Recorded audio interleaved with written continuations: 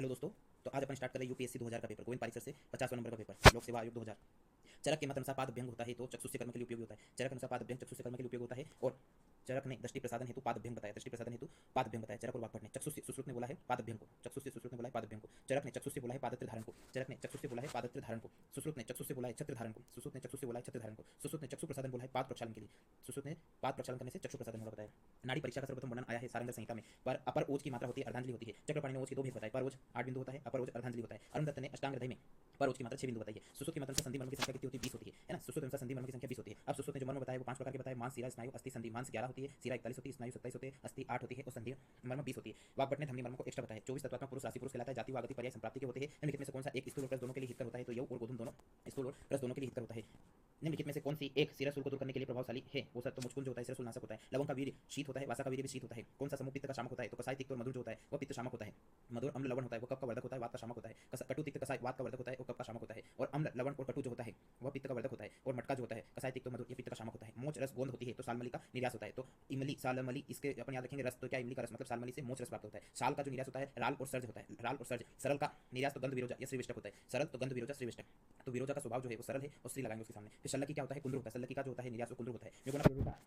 म्यूकुला प्लूरियंस किसका नाम होता है? बोटनिकल नेम तो कपिकच्चू का होता है। म्यूकुला प्लूरियंस तो कपिकच्चू का बोटनिकल नेम होता है। करंज का पोंगमिया पिन्नाटा होता है। अर्जुन का टर्मिनेलिया है ना, टर्मिनेलिया होता है। फिर आगे बढ़ जाते हैं। तगर के चरक अनुसार तगर महाकसाई में होता है तो शीत प्रश्न महाकसाई में होता है। तो अगर तगर धनिया नागर पिपली वचा भूति कंठ शोनाक मंत, अगर तगर धनिया नागर पिपली वचा भूति कंठ शोनाक मंत शीत प्रश्न महाकसाई होता है। धा प्रश्न महाकसाई में महुआ सारीवा सरकरा लाजा, महुआ सारीवा सरकरा लाजा, चंदन काश्मीरी नीलोत्पल, उसिर गिलोय हिबी रानी, उसिर गिलोय हिबी रानी, गिलोय धा प्रश्न में आता है। फिर उदर प्रश्न महाकसाई कौन सा होता है? तो उदर प्रश्न महाकसाई का प्रथम घटक क्या होता है? तिंदुक होता है। अर्जुन असन अश्वकर्ण तिंदुक प्रियाल सप्तपर्ण बदर खदीर कदर अरिमेदा, खदीर कदर अरिमेदा ये क्या होता है? उदर प्रश्न महाकसाई। फिर आगे बढ़ जाते हैं। तो विपाक किसे कहते हैं? तो विपाक को कर्मनिष्ठया, रसो निपाते द्रव्याणा, विपाक को कर्मनिष्ठया, वीर यावत अधिवास सन्निपात च उपलब्ध चरक सूत्र 26 में बताया गया है। स्रोतस पर मरीच विशेष कर्म में तो मरीच और वचा ये प्रमाथी होते हैं। मरीच और वचा प्रमाथी होते हैं। तो जो द्रव्य अपनी शक्ति से शरीर में से दोषों का संचय को निकाल देता है वह प्रमाथी होता है। इसके उदाहरण होता है मरीच और वचा। मरीच क्या होता है? तो प्रमाथी के साथ में छेदन का कार्य करता है। वचा जो होता है वह प्रमाथी के साथ में सूक्ष्म का कार्य करता है। वचा जो होता है प्रमाथी के साथ सूक्ष्म। तरण पंचमूल घटक होते हैं। कोष कास नल दर्भ कांडेक्षु होता है। आधार द्रव्य का आधार क्या होता है? तो गुण और कर्म होता है। यत्र आसिता कर्म गुण समवाय यत्र द्रव्यम, तो कर्म और गुण ये होता है द्रव्य का आधार। गंध मार्जार वीर्य होता है तो सिवेट मार्जार का वीर्य होता है। लांगली के स्थान पर मिलावट के रूप में कौन सा द्रव्य प्रयुक्त होता है? तो कुष्ठ होता है। यूपीएससी 2006 में भी आया है। बोरवे डिफ्यूजा बोटनिकल नेम होता है तो पुनर्नवा का होता है और इसकी फैमिली निक्टीजेनेसी होता है। ये शोध में उपयोग होता है। किस ऋतु में पादप के मूल को एकत्रित करना चाहिए? तो ग्रीष्म और शिशिर ऋतु में है ना। तो हेमंत सर की बीबी पास में फिर भी शरद की टैक्सी में घिसी मूल तो याद रखना है ना। ग्रीष्म और शिशिर ऋतु में पादप के मूल का उपयोग करेंगे। शाखा पत्र का वर्षा वसंत में उपयोग करेंगे। हेमंत में सार का और शरद ऋतु में त्वक कंद और शीर का उपयोग करते हैं। वो औषध जो पचने से पहले समस्त शरीर में व्याप्त हो जाए क्या कहलाती है? विवाहिक कहलाती है। विकासी क्या होती है? तो धातु के बंधनों को है ना ढीला करते, धातु के बंधनों को ढीला करते विकासी कहलाती है। वे पादप जो बिना फूल आए फल देते उन्हें वनस्पति कहते हैं। पति में फूल नहीं आते केवल फल आते। वनस्पति तो पुष्प और फल दोनों आते हैं। औषधि तो फल पाकंता औषधि कहलाती है। विरुद्ध तो प्रधानवती स्तंभनिष्ठ ये विरुद्ध होता है। एफिन का शोधन तो आदर्श सूरज के द्वारा किया जाता है। फिर सूची 1 को सूची 2 से मिलाना। अग्रद्रव्य में त्रासना वाथारा नाम शीर्ष विसंज्ञा नाम विडम क्रमिक नाम अमल की वही स्थापना नाम।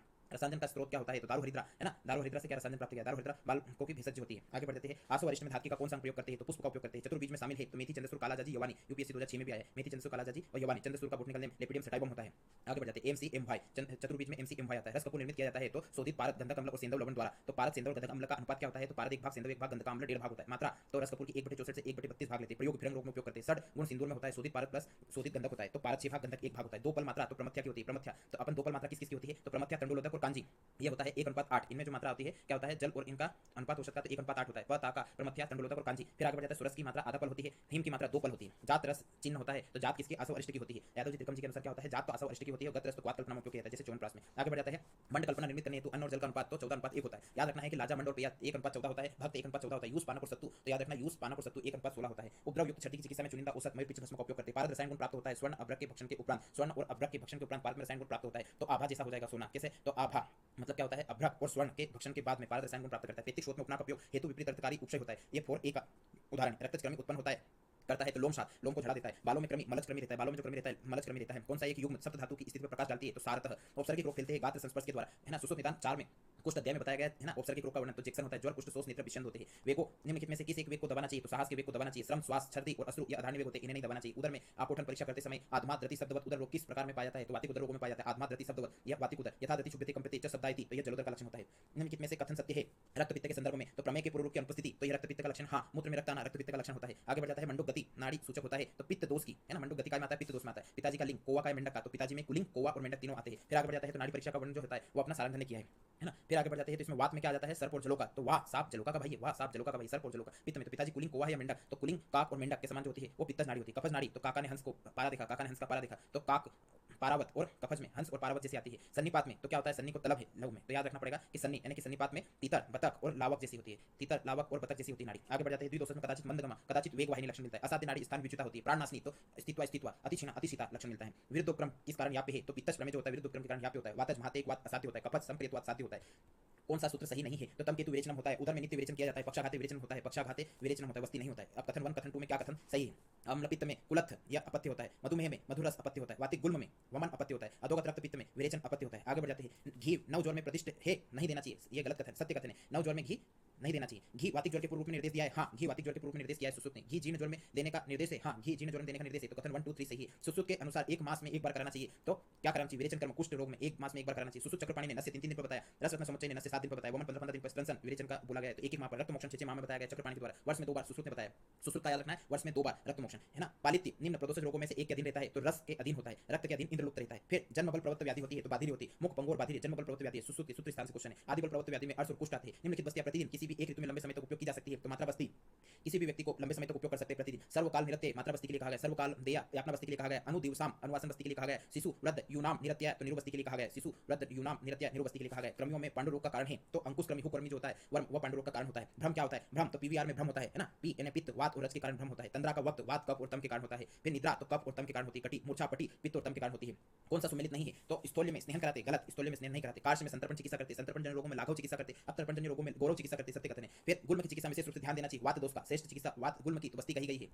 शाखागत दोष कोष्ठ में आ सकता है, हाँ शाखागत दोष कोष्ठ में आ सकता है, सत्य कथन है। दोष कोष्ठ से शाखा में वृद्धि के मान के द्वारा चला जाता है, गलत, कोष्ठ से शाखा में वृद्धि के मान के द्वारा नहीं जाता है ना। शकी व्यक्ति विपुर पाक यह आता है लक्षण, तो क्या होता है, शाखा से कोष्ठ में जाने के कारण क्या बताया गया, शकी व्यक्ति विपुर पाक, तो वृद्धि विस्यंदन है ना, विशोधन वायु निग्रह और पाक, ये 5 लक्षण होते हैं। या शाखा से कोष्ठ में जाने के होते हैं, तो शाखा स की। फिर कोष्ठ से शाखा में गमन, तो कैसे व्यायाम करूं, उष्ण तीक्ष्ण, तो व्यायाम उष्ण तीक्ष्ण्यात अहित अनउच्चारणात कोष्ठा शाखा मलायांति दूतत्वात् मारुतस्य द्रुतत्वात् मारुतस्य, यह कैसे व्यायाम करूं में आएगा।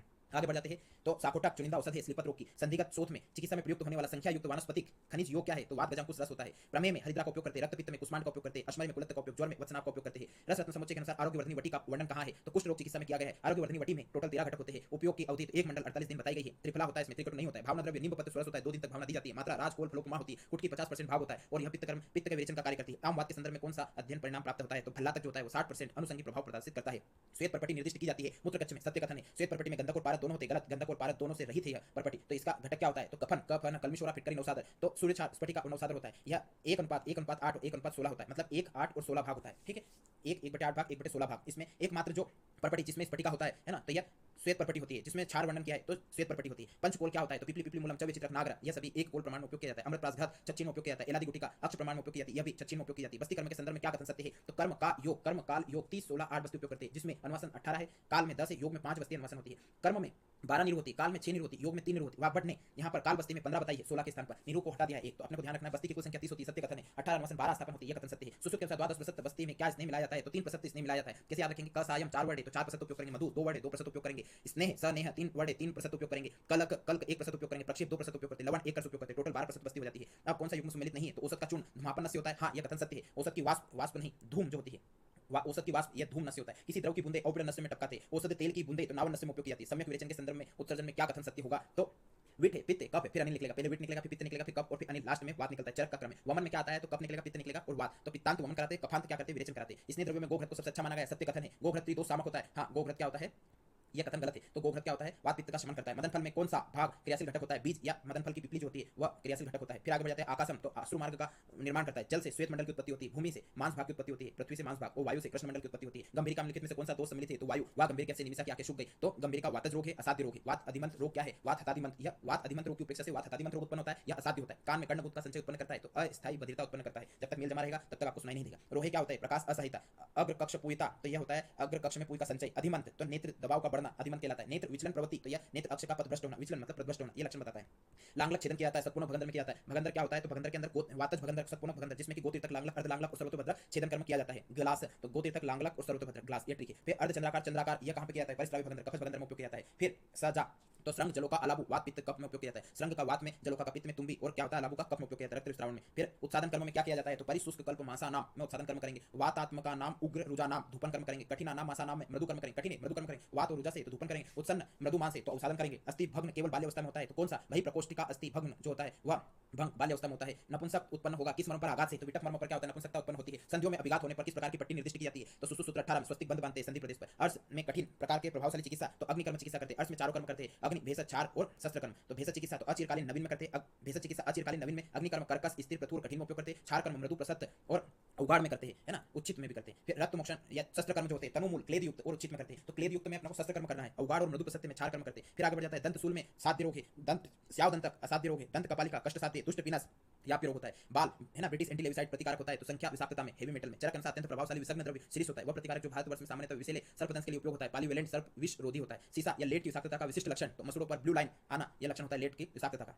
कंटिका अस्थि भग्न प्राय देखा जाता है। हार्ड बोन फ्रैक्चर, तो यह गला घोटने पर, हार्ड बोन फ्रैक्चर तो गला घोटने पर प्रतीत होता है ना। फांसी लगने में कौन सी प्रतिभा भंग होती है, वर्टिब्रा, तो सेकंड और थर्ड वर्टिब्री भंग होती है। अरिष्टाबंधन एक चिकित्सा है जिसमें मंत्र या धागे से बंधन किया जाता है, धागे यानी रस्सी से। अरिष्टाबंधन वह प्रक्रिया जिसमें मंत्र या धागे रस्सी से बंधन किया जाता है। फिर मन की विशेषता है, तो मन क्या होता है, अचेतन और क्रियावान होता है, अचेतन और क्रियावान होता है। चेतन की आत्मा क्रिया नहीं करती, तो चेतन आत्मा जो होती है वो चेतन होती है परंतु खुद क्रिया नहीं करती। मां कल्याण घृत, लसुनादि घृत, पुराण घृत, प्रपुराण घृत उन्माद रोग में उपयोग किया जाता है। उन्माद रोग में विशेषता किन चीजों का विभ्रम होता है, तो 8 चीजों का विभ्रम होता है। क्या होता है, तो संज्ञा, ज्ञान, आचार, शील, स्मृति, धर्म, काल, मन और विज्ञान। तो यहाँ पे उन्मादम पुनर्मनो और बुद्धि, संज्ञा, ज्ञान, स्मृति, भक्ति, शील, चेष्टा, आचार, विभ्रम, यह लक्षण उन्माद का स्वरूप होता है। 8 भावों का विभ्रम होता है। स्मृति का नाश होना यह अपस्मार का लक्षण है, स्मृति का विभ्रम होना उन्माद का लक्षण है। धी धति स्मृति विभ्रष्ट होना प्रज्ञापराध का लक्षण होता है। मांस, सूप, कंद, फलों को देने का विधान उस प्रसूता के लिए जो साधारण देश में रहने वाली हो। अब प्रसूता के 3 देश बताए गए, अनूप, जंगल और साधारण। साधारण देश की प्रसूता में मांस, रस, नीरु, कंद, मूल फलों का सेवन कराना चाहिए। जंगल वाले में वात, पित्त तथा स्नेहात्मक का उपयोग करें। अनूप वाले में वात, कफज, इसने विगहित, श्वेत, निवात, सेन, मंड का उपयोग करना चाहिए। मूल गर्भ में गर्भ के भंजन शल्य कर्म के लिए क्या उपयोग किया जाता है, तो अंगुली, मंडलाग्र और शंकु यंत्र का उपयोग किया जाता है। तो मूल गर्भ निरण हेतु मांस का उपयोग किया जाता है। काय का, मांस का। मां ने मंडलाग्र और अंगुली शस्त्र से छेदन करते हैं और शंकु से निरण करते हैं, उसको पकड़कर खींचते हैं आहरण। सुश्रुत के अनुसार गर्भावस्था के 7वें महीने में क्या देते हैं, तो पृथक पढ़ने आदि घृत का उपयोग करते हैं। छठे में गोक्षूर का उपयोग करते हैं। फिर गर्भ निरोधक के रूप में मौखिक रूप में क्या सम्मिश्रण है, तो पिपली, टंकन और जपा का उपयोग करते हैं। पीवीटी, पिपली, टंकन, जपा और विडंग, इन 4-5 का उपयोग करते हैं। सुश्रुत अनुसार स्थिति गर्भावतारण पर विचार कीजिए। आभोग्न, सिर तथा दोनों भुजाएं, यह विस्कम कहलाता है। सत्य कथन है, एक पाद योनि में दूसरा पायु में, यह विस्कम गति, हाँ दोनों कथन सत्य। क्रमिक योनि व्यापक, यह अचरणा के रूप में होता है। क्रमिक योनि व्यापक अष्टांग हृदय के अनुसार विप्लुता में जाएगा, चरक अनुसार अचरणा में जाएगा, इसमें कंडु होगी या जंतु उत्पन्न होंगे। रक्त प्रदर की चिकित्सा में अत्यधिक उपयोगी पुष्यानुक चूर्ण होता है। पुष्यानुक चूर्ण का अनुपान मधु और तंडुलोदक दोनों होता है। प्रथम बार रोगाधिकार के रूप में अर्श चिकित्सा में वर्णन आया है। योनि में लकुच, निकुच या बढ़ल की आकृति पाई जाती है, यह योनि कंद से ग्रसित है, यह स्त्री प्रतीत होगी। तो वृद्धावस्था में होने वाला रोग जिसे योनि कंद कहते हैं, 4 भेद होते हैं, वात, पित्त, कफ और सन्निपात होता है। भाव प्रकाश ने तिल पुष्प प्रतिकाशम बताया है ना, कफज का, और माधव निदान ने कप का नील पुष्प प्रतिकाशम बताया। योनि रोगों में किसको अनुक्रम बताया, संडी योनि को अनुक्रम बताया। तो संडी में अनार्तव, अस्तन, खर स्पर्श, मैथुन और असाध्य लक्षण होता है ना। संडी असाध्य होती है, खर स्पर्श, मैथुन, अनार्तव और अस्तन होती है। रस कपूर का प्रयोग फिरंग रोग की चिकित्सा में उपयोग किया जाता है। मात्रा 1/64 से 1/32 उपयोग की जाती है। बालकों में कास, ज्वर और छर्दी में एक चुनिंदा औसत क्या होती है, अतिविषा होती है। इसे शिशु भेषज कहा जाता है। अक्षय भेषज लोद्र होता है। बाल भेषज रसांजन, विश्व भेषज शुंठी और स्वित्र भेषज काकोदुंबर। बाल भेषज रसांजन, विश्व भेषज शुंठी, स्वित्र भेषज काकोदुंबर, अक्षय भेषज लोद्र और शिशु भेषज क्या होती है, अतिविषा होती है। मुख मंडिका, तो उदर पर काली या नीली सिराओं से युक्त दिखाई देना, यह क्या होता है, मुख मंडिका का लक्षण। फक गर्भ रोग, तो छीते मृते वापी यह मिलेगा। उपशीर्षक में नवजात शिशु के सिर पर पीड़ा रहित सोत होना, है ना, यह क्या होता है, उपशीर्षक कहलाता है। शुष्क रेवती में उदर पर परविल उभरी हुई सिराओं की उपस्थिति, यह शुष्क रेवती कहलाता है। क्षारी दुग्ध बालकों में निम्नलिखित में से कौन सा उपद्रव उत्पन्न करता है, नेत्र विकार, कंडू, व्रण, मुख, नासा में अत्यधिक श्लेष्म का आस्त्राव, यह उत्पन्न करता है। क्षीर के दोष कितने होते हैं, 5 होते हैं। देखो स्त्री दुग्ध हारित के अनुसार कितने प्रकार का होता है, 6 प्रकार का होता है। क्षार, अम्ल, अल्प, उष्ण और घन, जिसमें कि ये 5 जो होते हैं, ये क्षीर के दोष होते हैं। और जो मृदु होता है वो शुक्र होता है। तो ये क्या होता है, स्त्री अनुसार स्त्री दुग्ध हारित के अनुसार 6 प्रकार। मृदु अच्छा होता है, बाकी क्षार, अम्ल, अल्प, उष्ण और घन ये खराब होता है, ये दोषकारी होता है। कर्णपाले में कौन सा एक सिरा का वेदन करने से ज्वर, पीड़ा, ग्रंथि, शोथ उत्पन्न होता है, तो मर्म ग्रंथि, है ना, तो मर्मरी का रोग होगा। काली दास, तो याद रखना काली दास, तो दाह और शौतु कालिका में होगा, ज्वर वेदना तो आएगा इसे, मर्मरिका और कालिका दोनों में। मर्मरिका में ग्रंथि लक्षण स्पष्ट अलग आएगा। और मास्क, तो ये क्या होता है, कालिका, मर्मरिका, लोहितिका, लोहितिका में मास्क लोहे का। तो मन्यास्तंभ, अपतानक, शिरोग्रह, कर्णसूल, ये 4 लक्षण मिलते हैं। महाकसाय पर विचार कीजिए, तो स्तन्य शोधन महाकसाय कौन सा होता है, स्तन्य शोधन महाकसाय जो होता है, पाठा, मौसत, सरदार, मुस्तक, मुरुआ, गुरुचि, वत्सकपल, किरात, पित्त, कटुक, रोहिणी, सारिवा, तो ये 2 लक्षण सही है। धात्री माता शिशु व त्वरित वमन कराने का निर्देश है। तो क्षीराल्सक की चिकित्सा में अत्यय, है ना, तो त्वरित तत्काल वमन कराना चाहिए धात्री और शिशु दोनों को। एक शिशु लाल फफोले के साथ गुदा प्रवेश में चारों ओर, गुदा के प्रदेश के चारों ओर खुजली और दर्द की शिकायत के साथ आता है, तो सार्वभौमिक संभावित निदान क्या है, तो अहिपुतना रोग से ग्रसित है वो। तो इसमें रणवीर कपूर की दृष्टि होती है, गुदा प्रदेश के चारों ओर खुजली और दर्द की शिकायत के साथ आ रहा है। प्रथम प्रसव स्त्री के प्रसव की द्वितीय अवस्था में सामान्यतः क्या समय लगेगा, 1 से 2 घंटे लगेगा। अब प्रथम प्रसव और द्वितीय प्रसव, इसमें प्राइमरी और मल्टीपेरा, है ना, प्रथम अवस्था, द्वितीय अवस्था, तो प्राइमरी में 16 आवर लगते हैं प्रथम अवस्था में, और 1 से 2 घंटे लगते हैं द्वितीय अवस्था में। अब मल्टीपेरा में 8 घंटे लगते हैं फर्स्ट स्टेज में, और सेकंड स्टेज में क्या होता है, 30 मिनट लगते हैं। सुश्रुत के अनुसार रसायन सेवन के लिए क्या आदर्श आयु है, पूर्व, वैसी, मध्य व, है ना, सुश्रुत चिकित्सा 27 में बताया। नूतन अनुसंधानों के आधार पर निम्नलिखित में से कौन सी एक रसायन औषध स्वतः शुद्धि के लिए उपयोग की जाती है, तो गुग्गुलु जो होती है रसायन औषध स्वतः शुद्धि के लिए उपयोग की जाती है। किस ऋतु में वर्धमान भल्लातक रसायन का सेवन श्रेयकर है, तो वसंत ऋतु में वर्धमान भल्लातक रसायन का सेवन श्रेयकर होता है। कफ जो न रोगो अस्ति, वर्धमान भल्लातक रसायन के लिए कहा गया है ना। स्वस्थ से ओजस कर्म चिकित्सा क्या है, तो तदुरश्यम तद रसायनम, है ना, स्वस्थ से ओजस कर्म यतु तदुरश्यम तद रसायनम, रसायन और वाजीकरण दोनों आएगा। फिर आगे बढ़ जाते हैं, तो रसायन के प्रकार में वर्गीकृत नहीं है, तो कौन नहीं है, तो ओजस का यह नहीं है। मेद्य होता है, हाँ रसायन का भेद होता है। काम में आजस्त्रिक और नैमित्तिक, ये भी रसायन के भेद होते हैं, हाँ होते हैं। अवस्था में लहसुन रसायन प्रतिष्ठित है, तो किस अवस्था में लहसुन रसायन का उपयोग नहीं कर सकते, तो वात के साथ में पित्त है तो नहीं कर सकते, पित्त अनुबंधी वात में लहसुन का उपयोग नहीं करना है। शुद्ध वात में कर सकते हो, कफ अनुबंधी वात में कर सकते हो, गुल्म में कर सकते हो। रस्य गुड़िका तथा अपत्यकर घृत चरक ने किस वाजीकरण पाद में बताया, तो वाजीकरण घृत बता दिया। चतुर्थ पाद मतलब शैम्पू, SAMPU, तो क्या होता है, उपमानजात बलादिकम में घृत का उपयोग करेंगे। क्षीर का उपयोग अपत्यकर क्षीर तो तृतीय पाद, अपत्यकर स्वरस तो दूसरे पाद में, वृश्चिक गुड़िका तो चौथे पाद। कर्म तथा द्रव्य के निम्नलिखित युग्मों में से कौन सा सम्मिलित नहीं? तो हरित की जो होता है वो शुक्र होती है क्या? गलत, ये शुक्र का शोषक होती है। शुक्र स्तंभन तो जाति फल करता है, प्रहर्षण स्त्री करती है, शुक्र जनन तो भल्ला तक फल मज्जा करती है। आगे बढ़ते हैं, निम्नलिखित में से कौन सा एक पारिभाषिक शब्द वाजीकरण से संबंधित नहीं? तो अपत्यकर यह वाजीकरण से संबंधित है, शुक्र रेचन यह वाजीकरण से संबंधित है और स्तंभन वाजीकरण से संबंधित होता है, ग्राही नहीं होता है। इति यूपीएससी 2000 का पेपर अपना समाप्त होता है। गोविंद पारिक सर से 50वें नंबर का पेपर।